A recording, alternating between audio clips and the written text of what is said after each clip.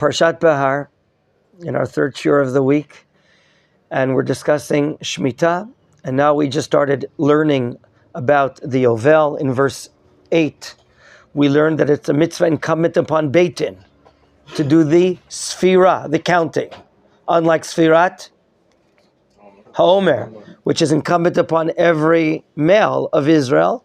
Here we learned that the Tzibur, the public, has to count. Who represents the public? The Beit Din, the Sanhedrin. And they're going to count 49 years, not days, 49 years. They're going to count 7 years, 7 times to get to the total. And then what did we see? What has to be done in the Jovel year as far as Am Yisrael is concerned? Number one, they must sound the shofar in Pasuk 9. Vavarta shofar tuah b'chodesh hashvi'i b'esror lachodesh. On what particular day? Which day of the month? The 10th of the month, as it says, B'yom HaKippurim. That's action number one. And then we learned in Pasuk Yud, V'kidashtem et shnat ha-chamishim shana. There's a mitzvah on the Beit Din to sanctify the 50 year. Ukratem deror, and call out a year of freedom, release, in verse 10. And then, what has to be done? V'shaftem ish el achuzato, every man shall go back to his land. What does that mean, every man shall go back to his inheritance? You get this, you get back everything what he lost. The lands will come back, whatever lands he sold during the course of the years, which we'll learn later in the chapter that were yet to be. A word used we're going to see later, Geula. They were not redeemed. We're going to ask ourselves, why is that term used time and time again? In verse 10, V'ish el mishpachto tashuvu, every man shall return to his family, meaning if he was sold as a eved. We'll learn later in the chapter 2 types of avadim. One can be an eved ivri, a Jewish slave, Hebrew slave, and the other can be an eved Kinaani.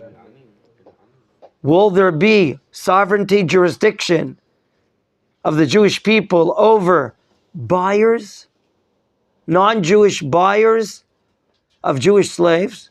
Well, the Torah here is addressing, as we're going to see later in the chapter, a nation living in its land, in control of the land. Something that we are beginning to see coming back for the first time in 2,000 years. So we see 3 things: the blowing of the shofar, the release of slaves, and the geula of the lands to go back to the original buyers.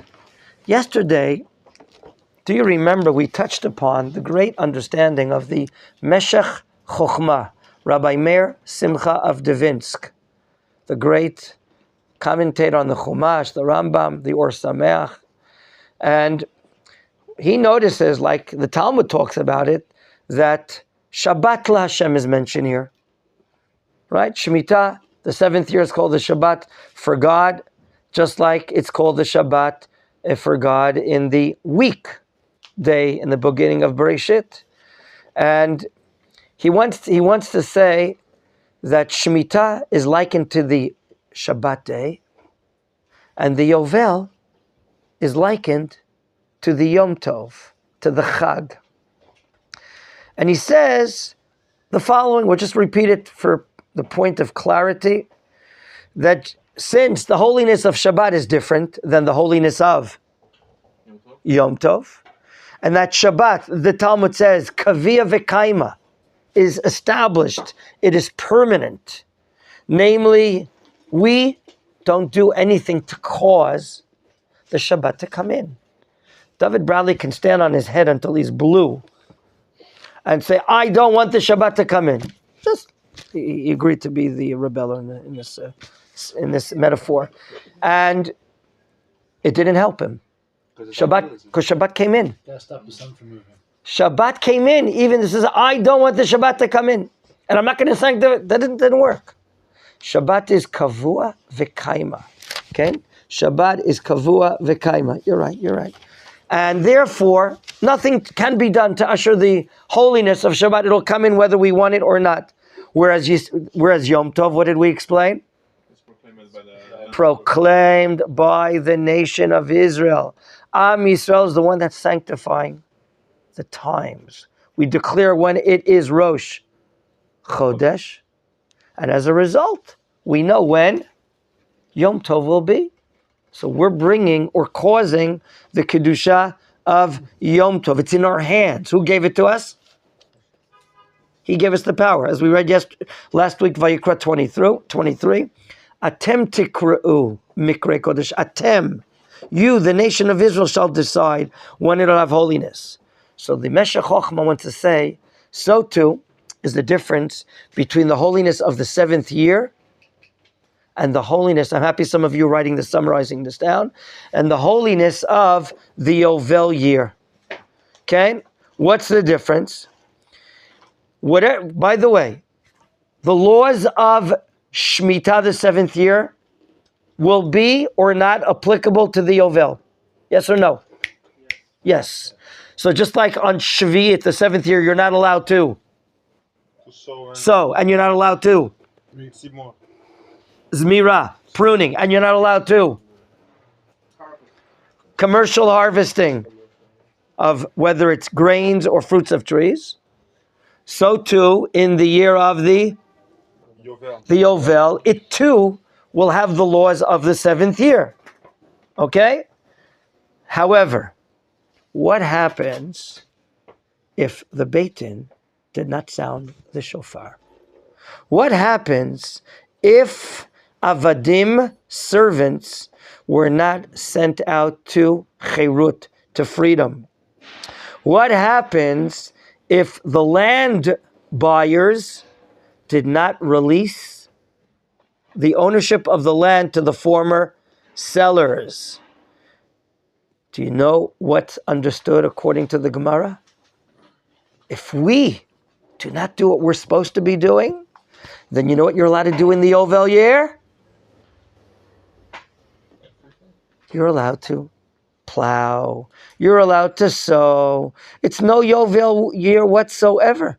And you know what? The Rambam, my Maimonides in the Mishnah Torah, in the laws of Shemitah, he writes this, okay, in chapter 10, that's not the case of the Shemitah year. If this gentleman stood on his head and said, no, I don't care. There's no Shemitah year. What is the law? If many Jews stand on their head and say, we don't want the Shemitah, we don't want the Shemitah, we don't want the Shemitah. I don't know, they're fans and they're roaring the group together. Will there not be a Shemitah year? No. Absolutely not. And it's called, in the language of the Talmud, Afkata de Malka. The Malka, the king of the world, he is deciding that it's a Shemitah year, and it's not dependent upon the actions of the nation of Israel. It's not dependent upon, like the Jovel year is. In other words, that's what it says on the 7th year, Shabbat LaHashem. Even if we don't count to the 7th year, even if we don't take away the German shepherds and take away our fences in front of the fields, the Shemitah year will be a Shemitah year and the laws will be applicable. The produce will be, how do you call that word, ownerless? Hefker, very good, David. It'll be ownerless. And as a result, are we obligated to take out Moshe Trumot and Masrot of Shemitah produce? No. Because the produce is all Hefker. Right. We won't be obligated. So that will be the law of Shemitah, which is not going to be the law of Jovel. The Jovel, what does the Torah say in verse 11? I'm reading. Yoveli shnata chamishim shana tiyeh lachem, for you. Meaning you, the nation of Israel, have to make it a year of Jovel. You, Israel, have to sound the shofar. You, Israel, have to release the slaves. You, Israel, the land buyers, you must release the land to go back to the original owners. Okay? And now we better understand this idea. Shemitah is teaching us, just like Shabbat Bereshit, that he's the boss, he does everything. Whereas Jovel is teaching us, you have to make an effort. You bought a slave during these years, a Jewish slave. No one redeemed him. You must make an effort to free him. Okay? You must make an effort to free him. You must make an effort to free the lands and free the people. And therefore, this is our understanding regarding Shemitah. Now, when we come to this Jovel, which is the next subject, okay? Subject number 2 of our parsha right after Shemitah, of course, is Jovel. But when we read the laws in verse 14 and on, okay, we start learning about the laws of selling and buying. Pasuk Yud I'm reading. If you sell a sold object to a friend, o kano, you purchase miyada mitecha, al tonu et teshachiv, that'll be tomorrow's shiur. No cheating. No lying. No overcharging. Overpricing. And now the Torah tells us, well, how do you price the sale of land? The land that the Torah is referring to is not real estate to buy, to build a shopping center. Land the Torah is talking about historically is what type of land, gentlemen? For the purpose of agriculture. Hebrew, agriculture. Chaklaot. One more time. Chaklaot. Ata chaklai? Are you a farmer? Ata chaklai? Not odlo. Say not. Maybe you will be. How do you say farmer? I'm not going to say anymore. Why do you say farmer? Chaklai. Chaklai. Okay. So here we see that the price in verse 15 and 16, the price of land is dependent upon when the land was sold. Are there many years until the Jovel? Then the price shall be high. If there are less years, it says in verse 16, Lefi rov hashanim tarba miknato, follow the reading in verse 16, Ulefi me'ot hashanim, if there's only a few years, tam'it miknato, meaning you will lower the price. Ki mispar tuvot u'mocher lach. What he's selling to you, a land, he's not selling you that you have absolute purchase of the land. We're going to see the difference, because if he wants to, he can buy it back. And if he doesn't want to, the owner will have to comply with the big boss, BB. Big boss is Hashem. Because the Torah is going to tell us here let's keep on reading verse 19. V'natna aretz yivula, the land will give it, the land will give its fruit. The normal situation, the Jewish people living in the land will give its fruit. V'achaltem lesova, you'll eat with satiety. V'shavtem levetach, and you'll dwell in your land with security. When we keep the laws of the land, there's a promise here. There's going to be national security. There's a newcomer, an Olech Hadash, sitting there in the back. V'chi tomru, in verse 20, you might say, Manochal b'shana shvi, what are we going to eat in the 7th year? Hey, lo nizro, we're not allowed to. So, v'lo nesofet tvuoten, we're not allowed to commercially collect our grains. There's a boss. V'tziviti et birchati lachem. I'm going to command my bracha to you. When? Bashana hashishit. I'm in verse 20. In verse 20, in the 6th year. What do you mean a bracha in the 6th year? V'asat tatvuah l'shlosh hashanim. Wow. Could God do that? Is he capable of giving you bounty, a yield in the 6th year that'll be good not only for that year, but for the next year and even until the year that you start sowing? Can God do? Is he capable of doing that? It's like the double portion of Look, we interviewed Hashem before the shiur, and we asked him, do you have anything that you're limited in? And he said nothing. He can do anything and everything. Who would have thought the Jewish people would last and survive in the 70 wolves of nations internationally for the last 2,000 years? There's no rational, natural explanation for the existence of the Jewish people until today. God can do anything. So if you have a little doubt what's going to happen, here's a promise, a divine promise. And we keep on learning about the Jovel. But the Torah says here in verse 23, V'ha'aretz lo timacher litzmitut, a prohibition. We are not allowed to sell the land of Israel litzmitut, perpetually. We're not allowed. Why? Ki li ha'aretz, God says. The land belongs to God. Ki gerim v'toshavim atem imadi. You, the Jewish people, I want to add a word, from a certain dimension, you guys are like newcomers. You're like, just settlers for now. You're coming and going. It really doesn't belong to you. God is now setting up the understanding that he's the total owner of land. And this will have to be explained because when we come to year number 50, you, the buyer of his land, you too are not the real buyer. Why? Because what does the Torah say? As we read in verses 25 and on, what your points are?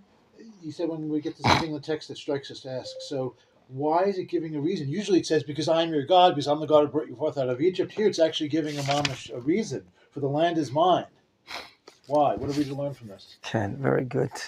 God is telling us the land of Israel, although God is promising to give it to Abraham, Yitzchak, Yaakov, and their descendants, and a covenant is made about the land of Israel in the Sinai revelation, we still have to understand this great gift called the land of Israel, which we explained a few days ago.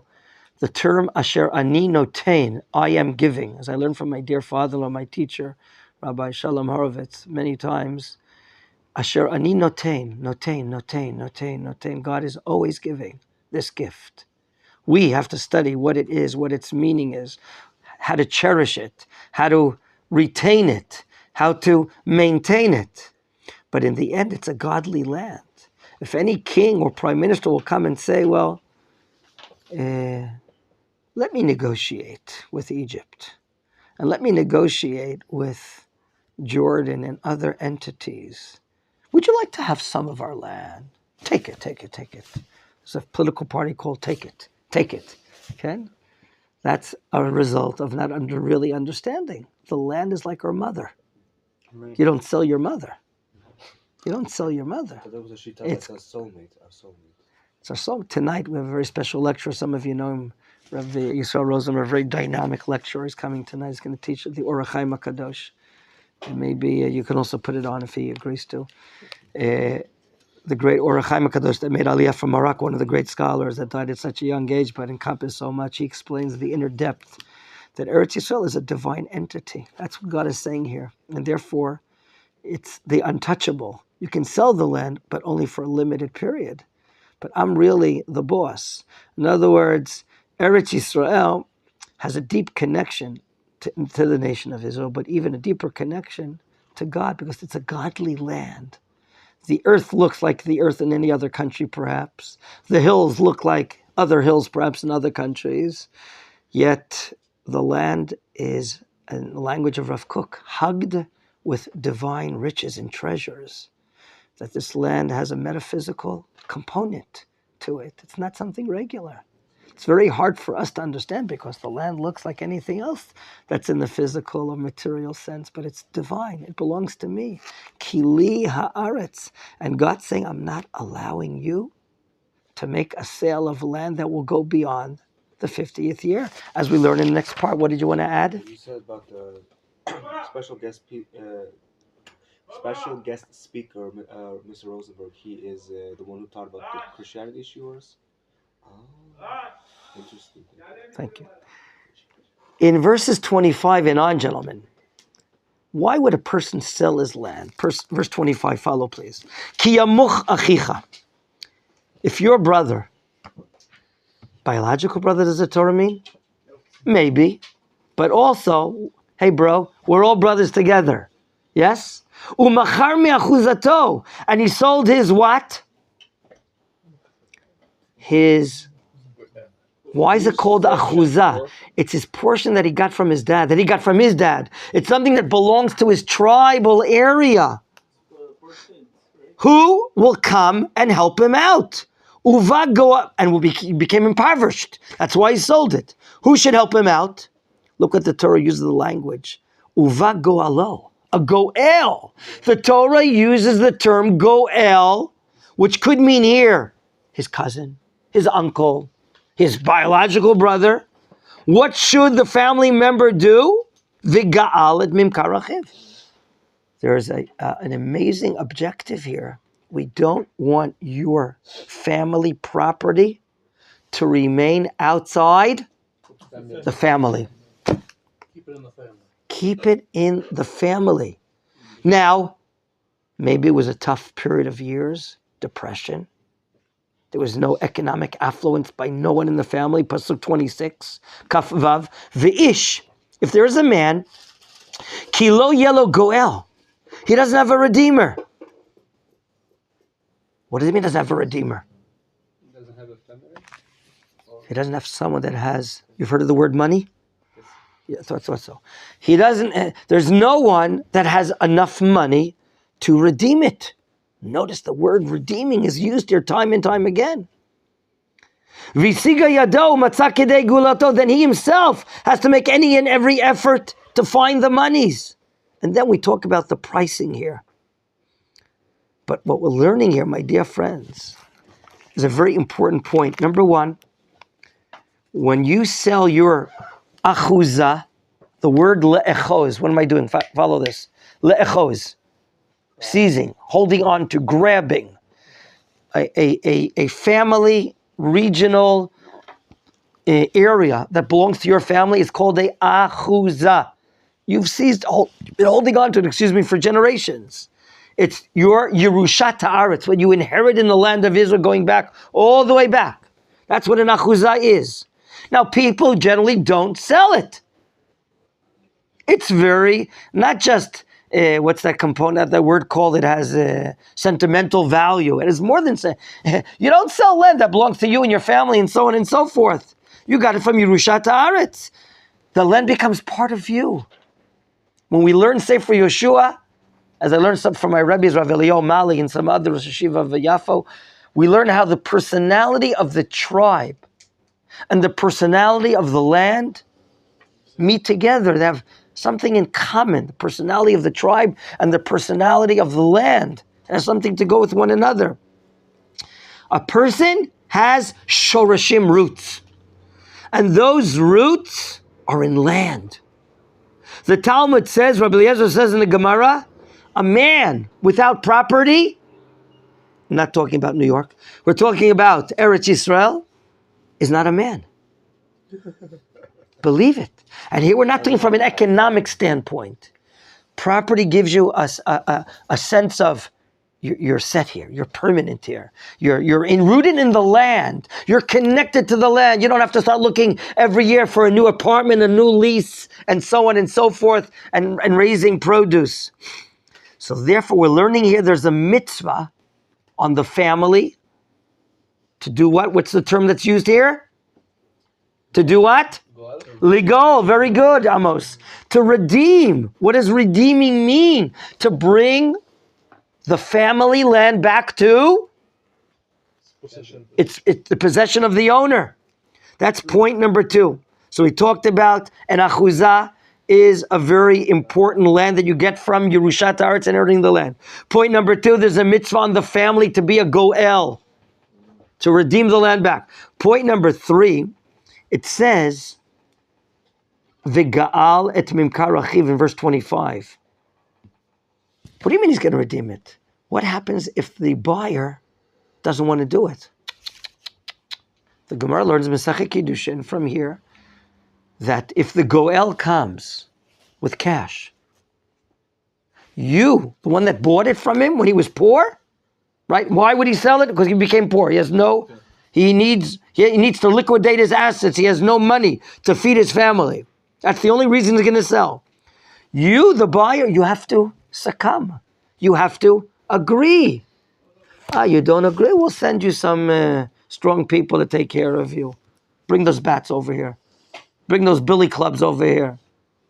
Where the land is going to be ruled by the laws of the Torah. Now, who wanted to make a point? Who was here at a point? Amos, you? I Just keep on smiling. What do you want to say? I really like it because that means that if You like learning Torah? So too, I also like learning Torah. he gets somewhere else, and then when after this 50 years he can come back to his tribe. Oh, that means that the land will come back to the family. The owner, it takes him back to his. Yes, tribe. that's right. Brings him back. But the point, yes, go ahead. And my point is that means that everyone, every family member, every person owns the land because the tribe get the pieces and everyone get his piece. Yes. And if he's not a farmer, he sell that, but He can rent it out for someone to do farming, but he doesn't want to sell. And if he sold it, it's only because he has no money. V'chiyamuch. What does the word in Hebrew namuch mean? Low, right? Low. Ani adam namuch. I'm a low person, right? I'm a small person. Namuch. I'm waiting for Moshe to make a comment. Okay. So high in Torah. Whenever you're down, always go to Moshe. He'll always lift up your spirits. Thank you. On the contrary, though, if you ever have very lifted spirits, I will bring you down. No, you won't. God forbid. God forbid. Now, from the word v'ga'alit mimkarachiv, we learn that the buyer must relinquish, must sell back the land. That's Torah law. And now, the fourth point that I want to share with you. What about a ger, a new member of the Jewish people? He, from his parents and grandparents, what did he not receive? He didn't receive a nachala, an inheritance in the land of Israel. Okay? What's there? Right. So, indeed, he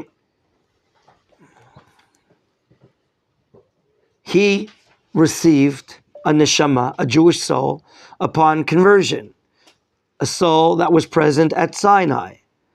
But he did not get a nachala in the land of Israel.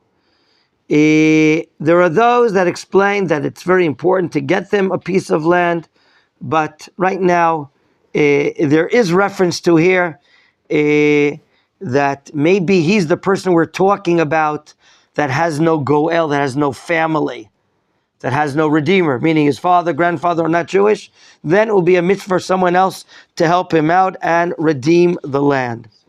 Then, in what degree do we consider family? Are we only talking primary, or would you simply keep going? anyone and everyone absolutely could do the mitzvah to be a goel and help him out. By the way, do you remember in your good study of Tanakh where we meet up with the term goel regarding a land? Yes. Very good. Amos, right? When we get to the Megillah of Ruth, and there we talk about property, we're going to see that the goel doesn't want to do the job, but who does want to do the job and redeem the land? Boaz. Comprised of two words. Bo, in him, Oz. What is Oz? Hashem Oz li'amo yitain. What does that word mean? Strength. Hashem Oz li'amo yitain. Yes. That's why we read this on Shavuot. That's one of the reasons why we as Ashkenazim read. You have nothing against Ashkenazim, do you? We as Ashkenazim, we read Megillat Ruth on Shavuot. Has several reasons. There's Chesed, there's Torah, conversion. There's the time of the gifts, Leket Shechacha Upe'ah, that happens during this time. There's several reasons. We'll get to. We're going to have shiurim, God willing, on the holiday of Shavuot. That's it until now regarding Shavuot. We're going back to the text. In verse 29, the Torah talks again about Jovel, but in the context, if you sold your house inside an in-walled city, that you have the ability to buy it back for 1 year. And if you don't buy it back for 1 year, it remains in the possession of who? The buyer. And it doesn't even go out in Yovel. So here you see something very precious that even then Yovel does not release. Whereas in open places, in verse 31, Batei Chatzerim, Asher ein lem choma, which do not have, in verse 31, okay? 31. Which don't have a wall, okay? It will go out in the Jovel if it's not redeemed, and so on and so forth. And then it brings us up to the next subject, which continues Jovel, and that is, what happens if he sold, in verse 35, don't allow him to fall economically. Try to help him. Even if he's a ger tzedek right now, a new one with no backing, or he's a toshav, which could even mean a non-Jew that does or keeps the 7 Noachite laws. And here the Torah talks about not, when you're lending him money, don't take any interest from him, and so on and so forth. But I really wanted to talk about, the laws talk about a continuing, an Eved. By the way, the laws of an Eved Ivri, 39. Look at this. Lo ta'avod bo avodat aved. I don't know if you have a predetermined understanding of what a Jewish slave is about, but I want to introduce you a concept that some of you know in Yiddish. A Jewish slave is not a shmata. I know you like that, Machon Meir. Here, shmata is like A rag. Right. Excuse me. You see the pee-pee on the floor? Go clean it up. You see the kaki on the floor? Go clean it up. No. This Eved is a plumber. Use him for plumbing installations. This Eved Ivri is a builder. Use him for building. This Eved Ivri is an interior designer. Use him for interior design. Look at the Torah says at the end of 39, Lo ta'avod bo avodat aved.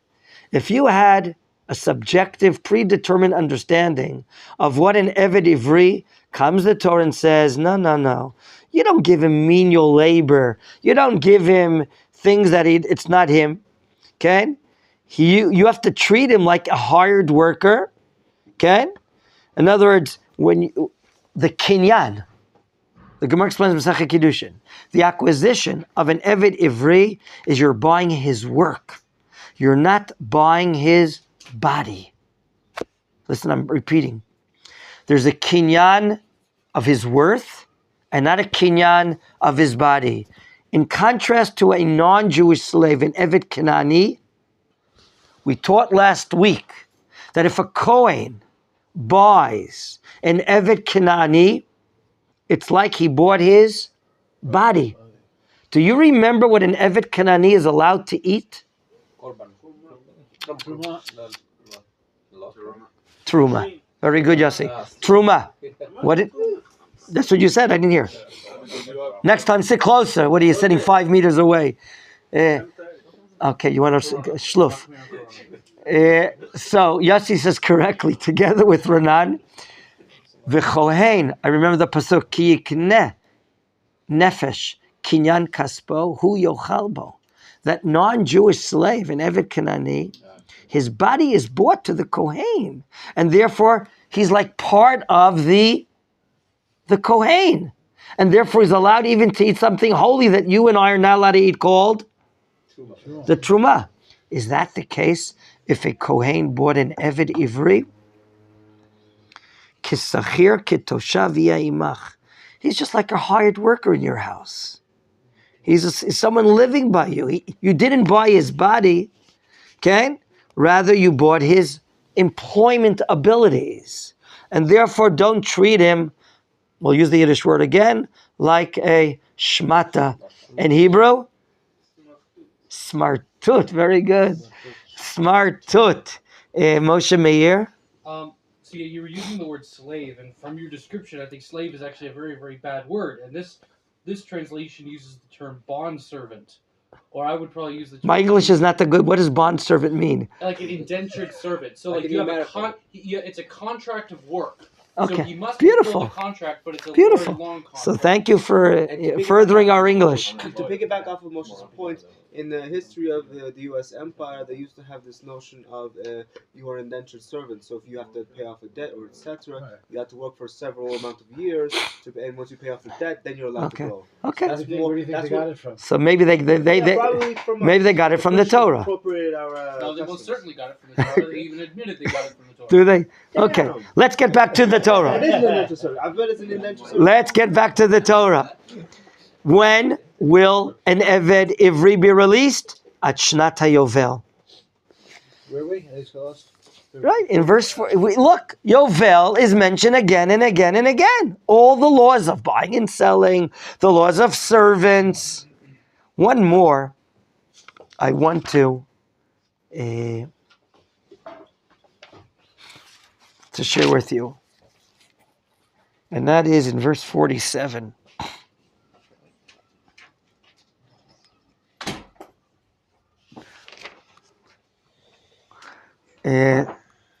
One second. Keep on reading the psukim, gentlemen.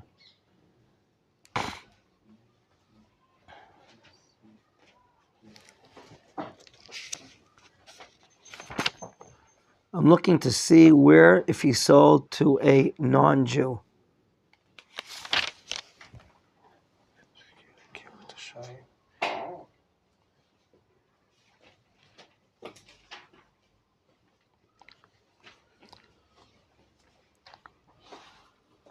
So I'm not sure if it's on 47. The Gemara translates, explains it. But even there has to be an all-out effort that if, God forbid, a Jew out of poverty. 35. Where do you see that? Here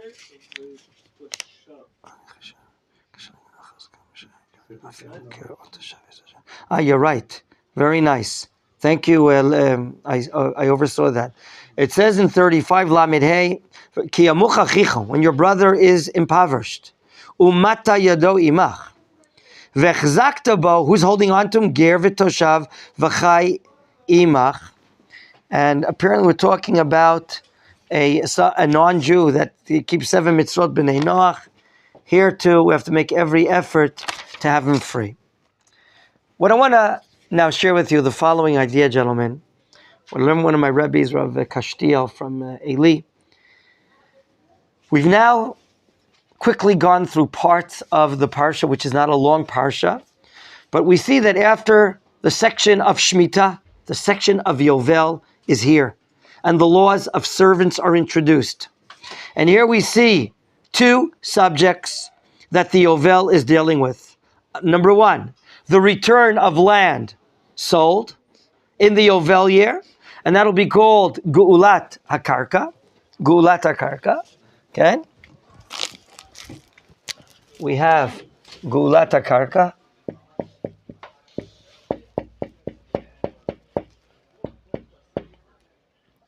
And subject number 2, we have the Gula of servants. Okay?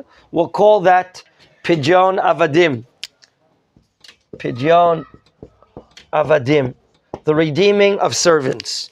This is all across the subject of the Yovel year. Now you could say that the major subject of all of this Parsha of Behar is really dealing with the matters of Yovel because it appears through the length of the chapter. We just made a quick survey and we see that the word Yovel even appears at the end of the Parsha, verses 52, 54. So what lesson should we take from this idea of the Yovel year, the Jubilee year? The truth is, the application of Yovel is applicable even before it arrives. For instance, we saw in verse 25, when a person has no choice but to sell his land. Why? Because he became poor, impoverished. What is the law? Who has to help him? The family. They're called the what? The Goel. And what do we learn if the Goel cannot help him? No one can do the Geulah to redeem his land. There's no financial solution from he or the family.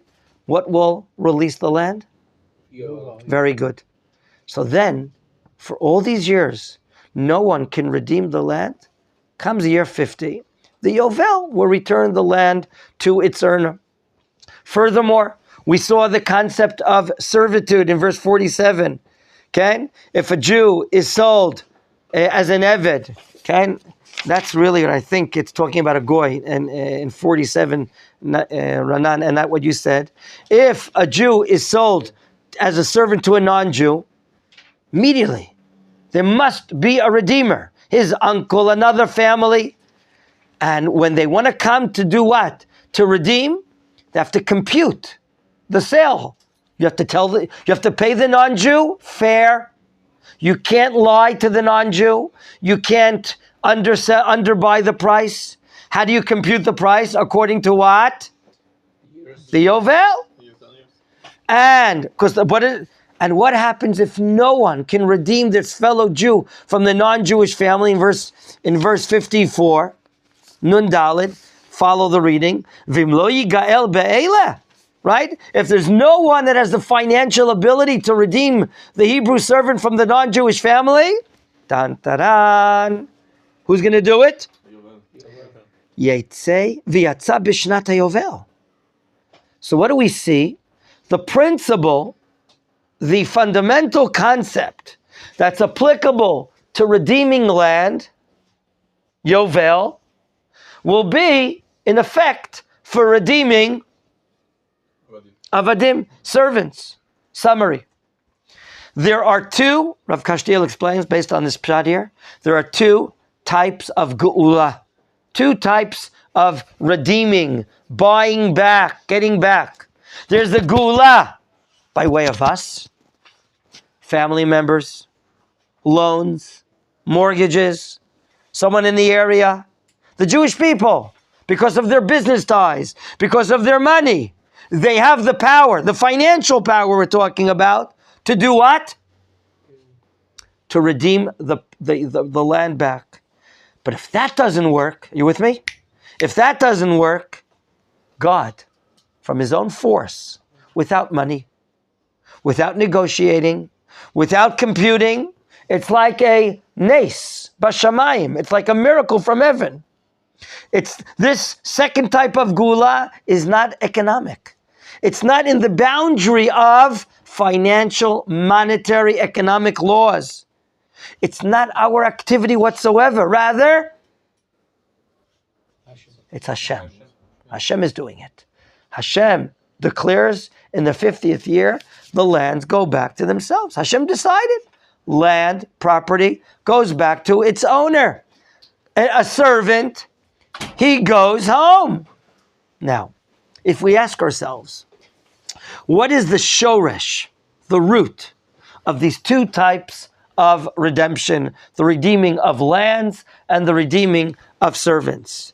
If we go back to the beginning of the Parsha, and we're introduced, you're with me, the 7th year, the Shemitah year, and the Jovel thereafter. Okay? What are we learning because of the Shemitah year? It's a fact. Let's pick on David Bradley again. He is the owner. It's written in the city hall. The owner of this property, of this land.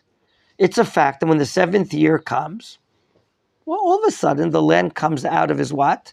His control. He doesn't control the land anymore. The 7th year comes, the property is not ours anymore.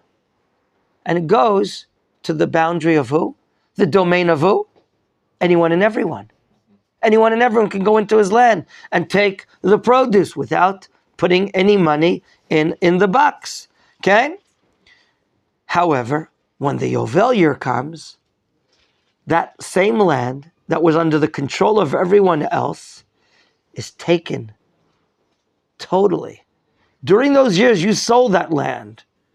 That buyer, now when the Jovel year comes, it's taken totally, absolutely out of the hands of that buyer, and it comes back to you. You, the one that sold it during the term of these years, comes back to you.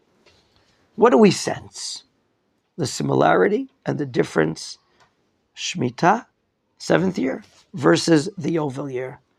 You sensed, we as a nation, as a community living in Israel, we sensed a concept of cherut, certain amount of freedom.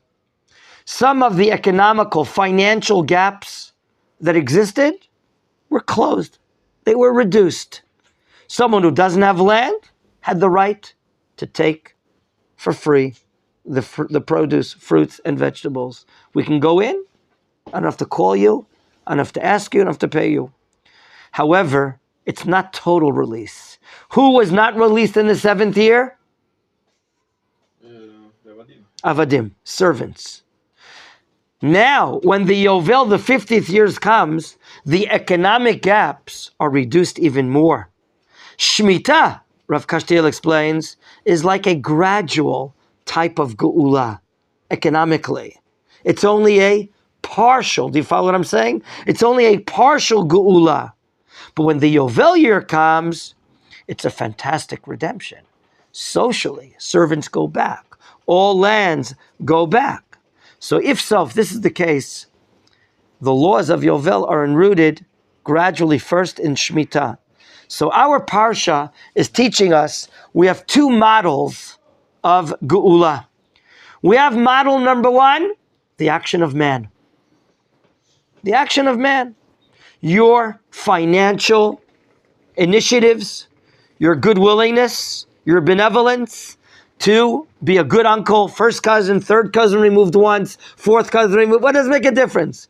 You have the money, you are making efforts, and you're helping out your cousin. You are buying back the land from the buyer. That's model number one. Model number two we just learned about is a heavenly geula. It's above us. Like God said, Kili haaretz. All of the land belongs to me. I decide when it can be released totally. Okay? One of the students of the Arizal, Rav David Bali, if I think his name is, he would explain that this word, Yovel, appears maybe tens of times all across this chapter 25. Why? Because when we're talking about the redemption, redeeming fields of the Jewish people, we learn that there are two models, two different establishments. One dependent on our efforts, our financial ways, that we can penetrate, get to the owner, pay him off, have the land go back to our relative. But after all these efforts, there's another concept of geula that's not at all dependent upon human activity, not dependent upon financial abilities. Rather, it's a divine, holy solution. I thought we had to declare it, though. We said, you're right. Excluding that, very nice point, we have to sanctify the 50th year. We have to do the counting, and we have to adhere to God. Ken, but it's God's law. The first type of the model of our financial ways is all revealed. Ken, we take the money, we go there. But when the Yovel comes, after we do what we have to do, it's like a secret. It's like something pnimi, hidden. There are built-in laws. All of a sudden, the Yovel comes, we do what David reminds us, sanctify, blow the shofar, and that's it. But we don't go to the buyer. We don't bring a James Bond attache case with 500,000 shekels or 2 million shekels and give him the money and so on and so forth. And this is how Aleph, lands go back to its owner, and Bet, servants are freed. It's like a sod. It's like a secret. Okay? These two types of geula. One more point along this line that I wanted to add to you. The big difference between these two is what is incumbent, imposed upon the Jewish people. There are times that we have to work hard in this world. In the revealed world, we have to be very full of action, activity. We have to enlist monies.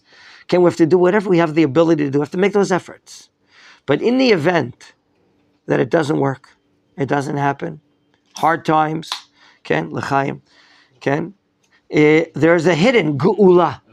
There's a hidden geula. You're saying amen to the hidden geula? To the bracha, okay. There's a hidden geula called the Yovel. It's not at all dependent on our actions. the longer we stay in Israel, and we become connected to the land of Israel, we'll be able to understand the hidden things more and more. There's no doubt in this generation, in the last 20, 30, and 40 years, as we're remaining in the land longer and longer and building an establishment in the land of Israel, in the realm of Torah study, there's more thirst in the last few decades for the pnimiut, the inner understanding of the Torah, the more secrets of the Torah. Okay? We learn that there are things that happen that often it's not dependent upon us whatsoever. Okay? In the Jovel year, we're not dealing with businesses, we're not dealing with monies, we're not dealing with the revealed side of agriculture. The Jovel comes, Yom Kippurim comes. On the one hand, Yom Kippur is Yom Adin, right? God is giving us the din, but God is giving us a big secret. Blow the shofar. God is cleansing us today on Yom Kippur, and that cleansing is now creating a sense of freedom, economic freedom, social freedom. All the year we've been trying to do tshuva, but now on this day, it's above our tshuva. If we didn't get the money out in the 38 or 40 or 49 years until now, it doesn't make a difference. It's going to come. So we learned about these important things. Any questions or comments, gentlemen? Yes. Foreigner that buy a house or everything free, he is aware about this, or So we're talking here about sovereignty of the Jewish people over the land, and our constitution is based on our Torah. We have a halachic state. We're not afraid of that. We're not shying away from that. The Sanhedrin will declare matters, not the secular Supreme Court. And therefore, we're going to go back to that situation like we had in Bayit Rishon, and to a certain extent in Bayit Sheni. And therefore, all the non-Jews living here will be according to the laws of the Torah. Idolaters are not allowed to be here. We'll show them the door.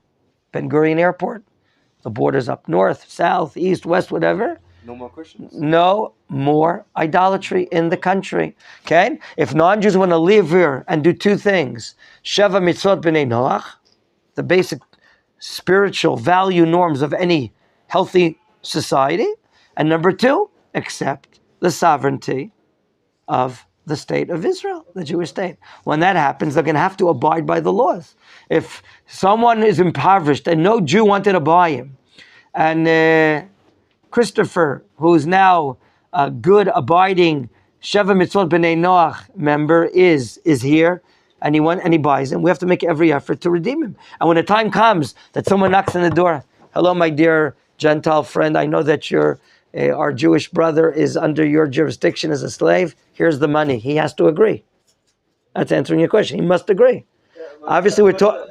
He must agree with if we pay him. Yes. Or in your family. Both. That's right. Okay. Because the Torah said there's no such thing as a slave sold for perpetual time. Ken Amos. On the verse 54 is written that he should to be redeemed on the Jubilee with his children. But there is no mention his wife, and that's and what that means. Is there any other case like someone will be just relieved and his children stay in the? If there's a special agreement to take in the wife and children, yes. But if otherwise, no. We don't want that because it's not a healthy situation. There's the opposite case where a non-Jewish woman is sold into slavery, and she's sold as part of her service to become later a convert, and the owner may have relations with her and produce more slaves. May have relations with her for the purpose of bringing children into the world, and they too become slaves. That's the beginning of Parshat Mishpatim, chapter 21 in Exodus. Yes, sir. Machon Meir. You said that the Jews have the obligation to redeem a Jewish slave owned by Noahide. What if the Jews come up to the Noahide and say, "Here's 10 shekels, let me have this"? So we learned. What we learned how the price is computed. By how far is it from the Jovel? Right. Yes, but I mean. In other words, the greater the gap of time is when we sold, the higher the price. the less years until the Jovel, the lower the price. And then each and every year is a unit, is a fraction, an equal fraction. That's how the price is to be computed. And that's a lot of sugyot in the Gemara. Masechet Kiddushin deals with these good questions that you're asking. Okay. What else, gentlemen? We see we have a lot of pages of this. Is there more detail on this than even Shabbos? Oral Torah? No. No, in the written Torah. No, I'm just saying in terms of how much, in terms of. We have several pages of Gemara, Masechet Kiddushin, a lot of Rambam. Okay? Want to hit the red button over here? Very nice. Let's...